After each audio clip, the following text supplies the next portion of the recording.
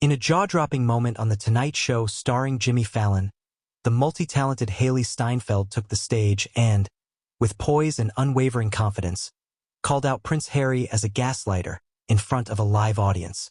The unexpected statement, delivered with both passion and conviction, left viewers stunned and sparked a wave of public discourse on the prince's recent actions and public persona. Has the once-admired royal fallen from grace to become a manipulative figure, deceiving both his family and the public? As the dust settles from Steinfeld's bold declaration, it's time to examine the patterns of behavior that have led to Prince Harry's increasingly antagonistic reputation. For years, Prince Harry was seen as the relatable, rebellious royal, one who dared to break from tradition while still holding onto the public's affection. However, recent developments suggest a darker narrative, one where the prince has leveraged his royal connections while simultaneously attempting to dismantle the institution that once protected him.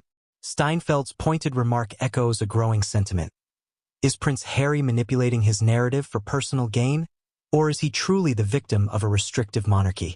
Let's explore the evidence that supports the former. The shift in public perception did not happen overnight. From candid interviews filled with accusations to highly publicized personal projects, Harry has continued to portray himself as the aggrieved party.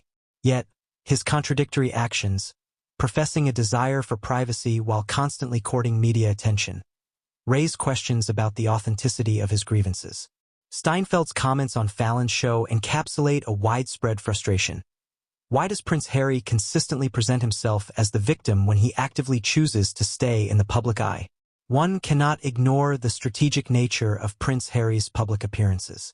From the Oprah interview, which painted his family as unsupportive, to the Netflix docuseries highlighting his supposed struggle for independence, Harry has curated a narrative that presents him as a perpetual victim. Yet, the timing and delivery of these revelations often coincide with major media events, suggesting a deliberate attempt to maintain relevance. Critics argue that Harry's efforts to control his story often overshadow the credibility of his claims. Prince Harry's actions have undeniably strained his relationship with the royal family. Public statements that challenge the integrity of the institution have led to widespread debate about whether his grievances are genuine or merely attempts to garner public sympathy. By airing grievances publicly rather than privately addressing family issues, Harry risks alienating not only his family, but also the very audience he hopes to sway. Arguably, the most contentious aspect of Harry's public image is his insistence on privacy while simultaneously engaging in high-profile media projects. This contradiction has fueled widespread criticism, with many questioning the sincerity of his motives. By participating in tell-all interviews and producing documentary series about his life, Harry blurs the line between victimhood and self-promotion. Hailee Steinfeld's comment on The Tonight Show has amplified a sentiment that has been brewing for some time. Many who once sympathized with Harry's plight now view his actions as opportunistic. While he initially garnered support by exposing the pressures of royal life, his continued presence in the media has led to fatigue and skepticism. Prince Harry's transition from beloved royal to divisive public figure is rooted in a series of calculated moves that appear to prioritize personal gain over genuine reflection. As more voices like Steinfeld's openly criticize his actions, it becomes increasingly clear that the public's perception of Harry has shifted. The prince's struggle for autonomy is overshadowed by the perception of manipulation, leaving many to question whether his narrative of victimhood holds any merit. A new perspective on responsibility. The crux of the issue lies not just in how Prince Harry presents himself, but in how he navigates the aftermath of his revelations. Each public statement and media appearance seems meticulously crafted to elicit empathy while deflecting accountability.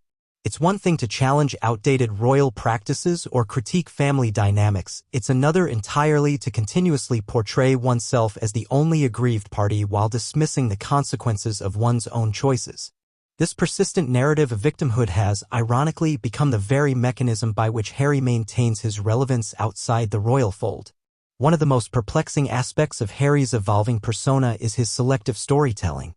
When faced with legitimate criticism, whether it be from royal insiders or public commentators, Harry and his supporters are quick to dismiss such feedback as uninformed or prejudiced.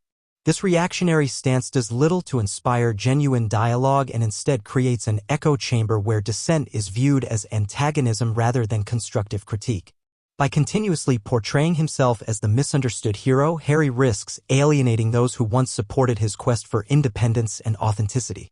Moreover, the calculated moves that have shaped his public image appear increasingly transparent. His media projects, from autobiographies to docuseries, are marketed as vulnerable explorations of his struggles. Yet, critics argue that the emotional appeal often overshadows a lack of substantive reflection. Rather than fostering empathy, this approach breeds skepticism, especially when his portrayals of private family matters seem disproportionately harsh compared to his self-portrayal as a compassionate advocate. This strategic vulnerability, while initially compelling, has become repetitive. The public's perception has shifted,